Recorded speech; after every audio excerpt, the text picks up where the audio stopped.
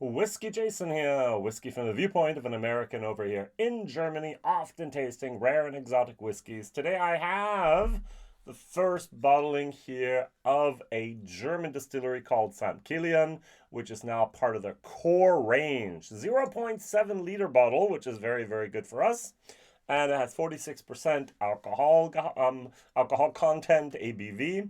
Alcohol by volume, non-chill filtered, natural color. Yay. 70% of the juice is from ex-bourbon barrels, 30% is from sherry barrels, Pedro Ximénez, as well as here Oloroso.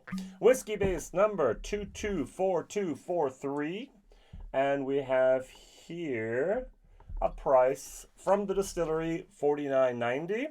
From the biggest online platform in Germany, which is whisky.de. Maybe you know it from Horst Lüning, $47.90, and we even have another online shop that's offering it for $46.88. So one of their jobs is to have, it's called Whiskey Fass, which means whiskey cask, and they love to have .88 instead of .99. So they're always 11 cents cheaper than anyone else. That's marketing for you. All right, so this is how bottles used to look by St. Kilian. This is their 0.5 liter bottle that I grew up with for the last 6-7 years. This is their 0.7, 0.5 versus 0.7. So they still do their special editions, 0.5, now for the European as well as for the worldwide market that they're going to try to enter. I was going to say conquer. We have the 0.7. This is actually, whoops, sorry about that. This is actually modeled according to the pot stills, which I have from Foresight. So they have 2 Foresight pot stills there at the distillery. Now, their international expansion is actually emphasized by the fact that the label are now, at least I just recognized it, in English. It's a German whiskey available in Germany and everything's in English. So it says here, single malt whiskey made in Germany. In 2012, the St. Kilian Distillery was founded in Rüdenau, where whiskey craftsmanship and tradition meet German technology and innovation. That was great marketing, people. Love that. So, double distilled in original Scottish copper pot stills from Forsyths.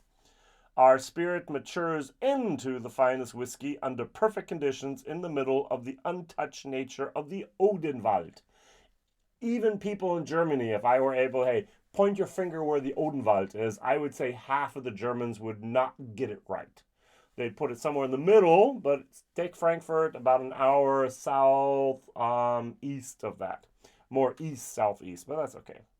So, matured in ex-American bourbon and ex-Spanish sherry oak casks. So, you would think that the wood would be from Spain, but it's not. It's not Spanish oak, it's Spanish sherry casks. St. Kilian classic bursts with ripe apricots and peaches, rounded off with creamy vanilla, and fine apple oak spice and satisfying herbal notes. The 0.7 is classic. Now they also have a peated. So they produce about, I would say about 40% of the production is peated. They do it mostly during the summertime, if possible, and the unpeated is in the winter. Now, I do know there was one year where there's a problem with Brexit and so on, and so they actually switched it around. Has to do with the amount of heat and the amount of cooling that is needed to actually produce something. So, what am I going to compare it to? Here, this is called Classic, and it's called Mild and Fruity. Now, I have here something you would not expect. I have a Glen Scotia, which is called Fruity and Gentle. Mild and fruity, fruity and gentle spice. So this is a 10-year-old Glen Scotia. There are reasons I'm doing this. Now, this is, as I said, basically the recommended retail price at the distillery is going to be 50 euros. Online, 46. This goes for $39.90. So we have 40% here. We have 46% here. We do not have any mention of natural color, nor do we have any mention of non-chill filtration. Here, natural color, non-chill filter. Here, we get a nice little box carton. Here, we don't. Naked bottle. Now, originally, I thought this base was very, very large. So I'm just going to take my standard, at the moment, I just have this close to my heart, my Buddha 12 cask strength limited edition. It almost has the same footprint here of that. I mean, it's just a tiny bit wider. So first of all, I thought of the retailers are going to go, it takes up too much space in my shelves. This takes up much less, that's true, but this doesn't take up that much more than a Buddha 12. All right, so if I were in Germany, a uninformed whiskey newbie, what would I buy? Would I buy something from Germany, the home country, or would I buy something from Scotland, the home of Scotch? Well, probably Scotland. Now, there might be some patriots here in Germany. There might be some people who, saying Germans and patriots is always one of those words you might not use in one sentence often. Someone who wants to buy locally sourced products. Yay, that's better. This is local grain from Germany, from a German maltster. And so why not? German distillery, German raw materials, matured, bottled, all in Germany. So made in Germany. That says here, St. Kilian. In the back it says here, made in Germany. Now it is made on Scottish Forsyth's pot stills, and of course the casks are not from Germany either. They're American bourbon, yay, and they're from Spain, they're Spanish sherry casks. Sherry can only be made in Spain, and America has to get rid of their bourbon cask after they've been used once. So that's something that we cannot actually make in Germany. German wood, it grows much slower. There's a European oak, Quercus robur, instead of Quercus alba. Alba is the white oak from America, grows much quicker, has a lot more of a vanilla, less of the tannins.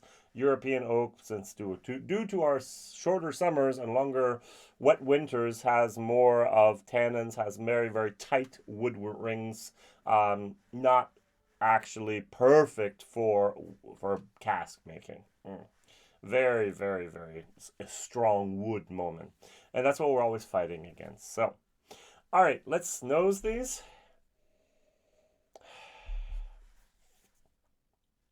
Now, the sherry fruitiness, only 30%, 70% is ex-bourbon. The sherry fruitiness comes through. Now, dear St. Kilian, I really enjoy your products. I have some casks with you. I know the owner. I know the master distiller, Mario Rudolph. These are people that I know. Your transparency is good. It could be a tad better. So the 30% of the sherry casks, you say Pedro Ximénez, PX, and you say Oloroso.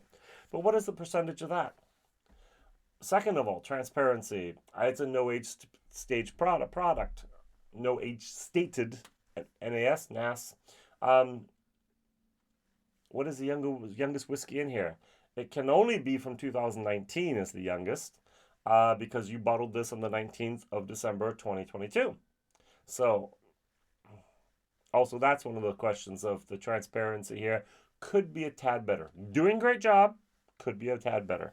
All right, so, but I do like that we have the new bottles. Now, not many German distilleries have made it internationally yet.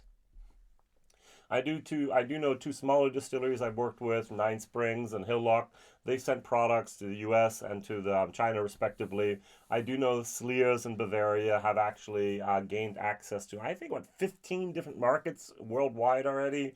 They have a brand ambassador in France, and they are in Austria and Switzerland in the East, Eastern Europe.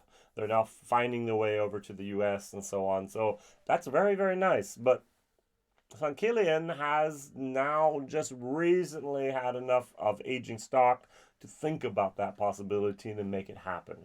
I do know that with La Maison de Whisky in Paris, they have had agreements, and they're trying to go up to Scandinavia and trying to go over to the Far East and so on. We'll see what happens in the future. They were so successful with one brand, their Bud Spencer whiskey and Terence Hill whiskey, that they literally ran out of stock for it. And so they started a cooperation with Great Northern Distilleries up in Ireland. And so the German whiskey brand, Bud Spencer and Terrace Hill, is predominantly Irish whiskey sold under a German label. Now this, there, St. Kilian is 100% made in Rüdenau, in the Odenwald in Germany, which I like.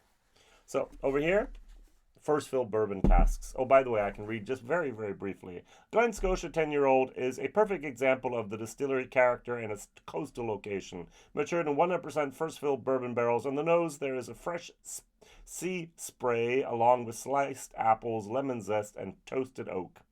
You're going to get a lot of oak here, by the way. On the nose, I like this better. This smells like home. This smells like I know and I like and I enjoy. I like Glen Scotia. They're producing about 200,000 to 300,000 liters. 2020, they produced around 400,000, 450. 2022, they wanted to ramp it up to 750,000. The new investors say, hey, Glen Scotia is a great brand. Let's push this. Let's get this out the door. Let's make some whiskey here so we have something to sell in 10 years or even 15 years or 18 years down the line. So that's what that is here. So very, very nicely done. 40 euros, 50 euros. On the palate, cheers. Oh, as we say in Germany, Prost. P-R-O-S-T. Prost.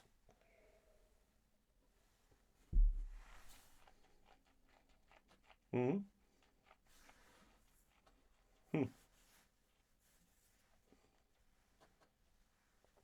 There's, towards the end, a lot of wood. I do have a little bit of an evanescent moment, a little bit bubbly. Shows that this is still fairly young. I would say there's whiskeys between 3 and 6 years in here. Can't be much older than 6. There is a vanilla creaminess, but there is a sharpness of the alcohol as well. Wood, astringency, even all the way towards a tiny little bit of moment of a tartness. Every time I drink this, it's like I'm missing a little bit of the sweetness I like. I love a good barley sweetness. Nah, I don't really have that. It's a solid C. Value for money, it's a C minus in the world market. If I were just to look at the German market of German whiskeys made in Germany for Germany, this would actually be a C++ for value for money. First of all, most of the German producers go to the 0.5 liter bottles. In America, not allowed. And second of all, they still charge the normal price for that. That'd be like 60 euros. And so we have something here at 50 euros at 0.7. That's almost groundbreaking. Almost. All right, so that's a great, great deal. They do have the classic, which is non-peated. They do have the peated. So I'm not reviewing the peated. So I'm not a big fan of the peat.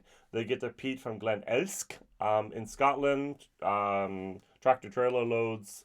And so they can actually make, I call it peated single malt from on a Scottish pot still with Scottish barley with Scottish peat in Germany. Basically, they're making Scotch, almost peated Scotch in Germany, but this is real German stuff.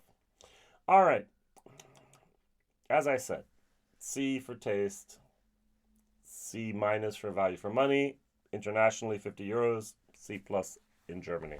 The Glen Scotia, the 10-year-old.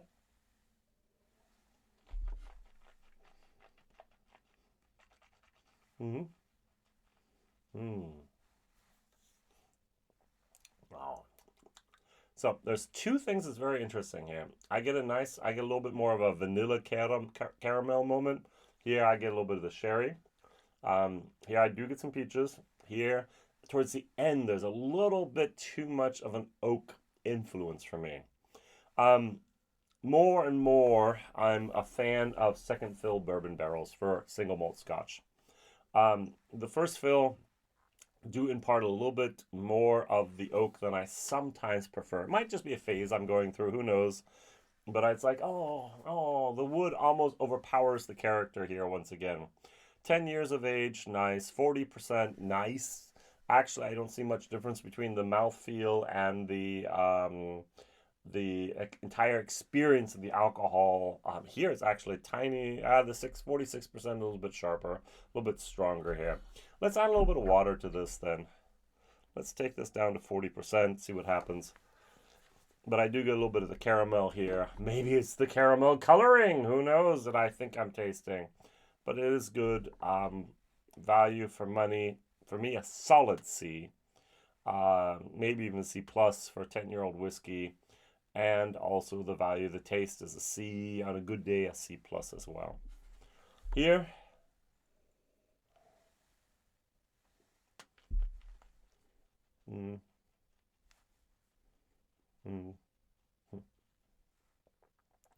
It is fascinating how much it helps me to compare whiskeys.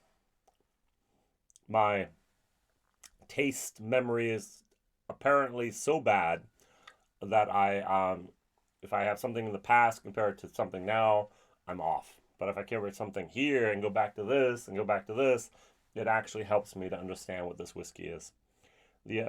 My German video, I did not mention it. In the back of my brain, it was like, I do have a tiny little bit of a, from maybe a few of the sherry casks had a little bit of a sulfur moment going on there.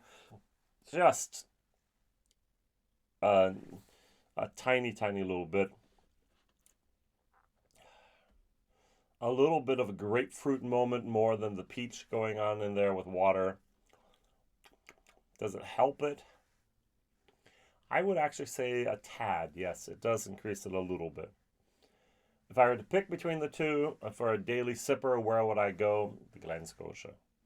If I'm looking for something that's very authentic for a German whiskey, I would go for the St. Kilian Classic.